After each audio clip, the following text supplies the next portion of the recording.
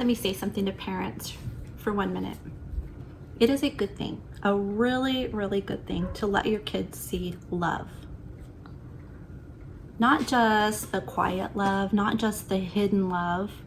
I was raised in a time that people didn't show affection. Of course, I heard I love you and I got hugs and, and tickles and whatever, but show them loud love. Show them to love out loud. It's okay. It's okay to love. When a good song comes on, grab each other, go dance in the kitchen, dance in the living room, grab the kids, go dancing around like crazy. When you're cleaning, go dance with the broom. Be silly, have fun, smile, be close, and let your kids see it. This is the best kind of teaching without even saying a word. You're showing them this is what love looks like. Something you don't always think about. What you do doesn't only affect you, it affects everyone around you. If you think what I'm doing only hurts me, that is not true. What you're doing influences your home. It influences your kids. It influences your kids' friends. You influence the people who are watching you live your life. So if we're going to influence people anyway, why not teach them love? Why not show them Jesus in the way we live? 1 Corinthians 16:14, do everything in love. It means your attitude, the way you talk to people, the way you treat people. When no one's watching, kids notice it all. Love and gratitude, those are the things that have to be taught, not just told. You need to lead by example. If your kids and others see you having a thankful heart and being loving like Jesus, they will be more likely to give others grace. Let's face it, we don't know what other people are going through, so a kind response could mean a lot, especially if the person is having a horrible day. Maybe their car got broken into, maybe their car got stolen, maybe they lost a loved one, and they're just grumpy, maybe they're just having a bad day, and when you give them a smile and a kind response, it means the world to them. It makes it better. I know choosing love, when it's easier to be frustrated, it's hard work, but we can do it.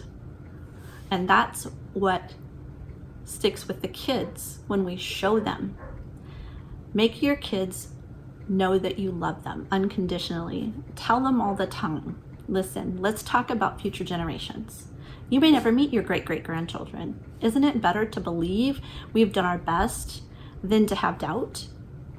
You may never see how far your family line goes, but what you're doing right now and what you teach your kids today, it doesn't stop with them. It keeps going generation after generation.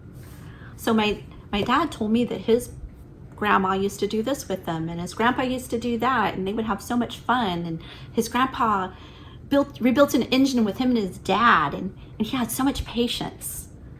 And that's just wonderful to hear, I hear about what my grandparents did, and with my mom, and it's pretty cool. It's really cool. I love history, so. Psalms 127:3. Children are a heritage from the Lord, offspring a reward from him. They are a gift. And what we pour into them, they will take forward. That also means something we don't want to hear. We can hurt the next generation too, and we can hurt our children, not just help them. And once we're gone, we don't get any do-overs. We don't get to go back and fix it because there's no time machines.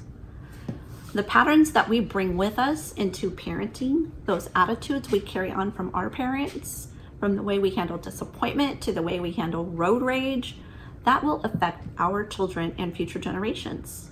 So let that sink in for a minute. Just think about that. So you're thinking, what can we do? Well, we can be aware of our actions and behaviors and how they affect our children. And we can pray. Pray for the children we have. Pray for the children we'll never meet. Live each day like it counts, because it does. Be a better person, be a better parent than you were yesterday. You don't have to be better than anybody else. Just be better than you were yesterday. Have that goal. And your kid's just going to see that, and then they're going to have that goal. They're going to pass that on. Pray, be thankful, Be intentional. Choose love and grace.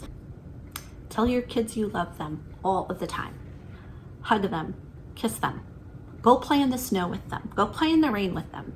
When you're cleaning the house, pick up a broom and start dancing with it. My kids used to think I was nuts and just laugh at me, but I'll tell you what, it took them about 3 minutes to go find a microphone hairbrush or a microphone scooper, a ladle or something like that, and they're singing and dancing and being crazy right along with me.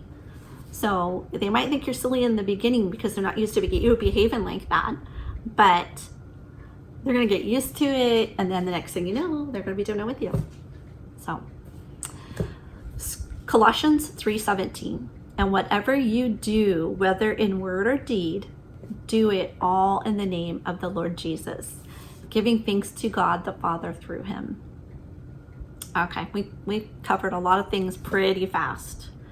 And just your kids are so special. Show them what love is all about. There are many kids out there that learn that love is fighting and arguing and disagreements and yelling, and it's so sad and it's insanity. I did drug and alcohol counseling for a very short period of time. I was an intern. I didn't make it because I'm not the type to sugarcoat things, and I'm not the kind that somebody can come and just tell me a bold-faced lie and I'm going to let them get by with it. I'm going to call them on it. I mean, because 2 and 2 don't make 4 in this certain situation, and math ain't mathin'. So I called people on it, and apparently you're not supposed to do that. So, but anyway, regardless, at the end of the day, your kids may not remember every word you say, but they remember how you make them feel.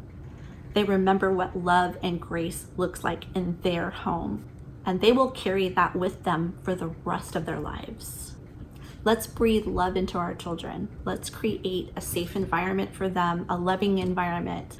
My daughter went to juvenile hall, and in juvenile hall, there was a girl that stole her mother's car, and that little girl was so disrespectful and so rude to her mom. My daughter looked at her and told her, I could never treat my mother that way. Now, she would sneak out of the window and run around, and I have to go find her, and she would do things like that. But to be so rude and disrespectful, it was shameful. It was hurtful. My feelings were hurt, and it wasn't even my child. And I think my daughter's feelings was hurt. She hugged me, the biggest hug she had ever given me in her life, and told me, Mom, I will never treat you like that. I love you. And I do know that, my daughter's not perfect. She would run off with her boyfriend, and I have to go chase her down. But she never called me names. I never called her names. And I told her, if you do these things, these are the consequences for your actions. And do I want to do these consequences? No. But I'm your mom. I love you. And I want you to succeed. I want you to be a loving, kind person. I don't want to have to worry about if you're dead in a ditch somewhere because you ran off in the middle of the night to meet your boyfriend. So she jumped out of a bedroom window one night, and I had it up to here, and she broke a flower pot, and I pressed charges on her. Yes, I did. I pressed charges on my daughter, and the police came and got her. Talk about tough love. Talk about painful reality. Because then, I went and saw her at juvenile hall, and it wasn't terrible. It was, the big old doors slamming behind you, I wouldn't want to be in there, but I was really hoping that would be a deterrent for her, that she wouldn't get up in the middle of the night and take off because it's dangerous. This was 20 plus years ago. No, I'm sorry. This was about 24 or 25 years ago that I'm talking about, but still it was dangerous.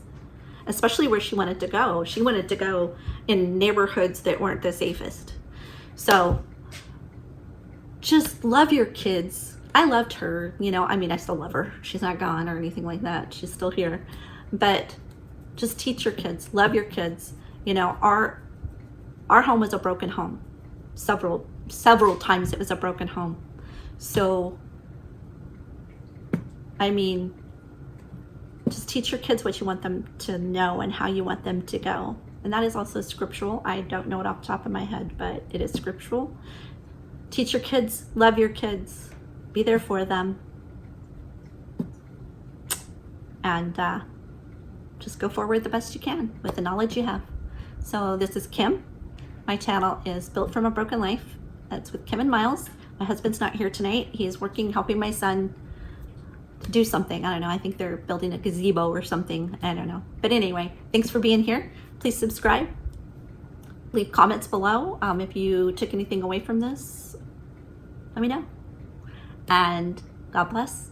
Have a great evening, morning, afternoon, whatever it is, wherever you are. Thanks for being here. Remember, love always wins. Bye, guys.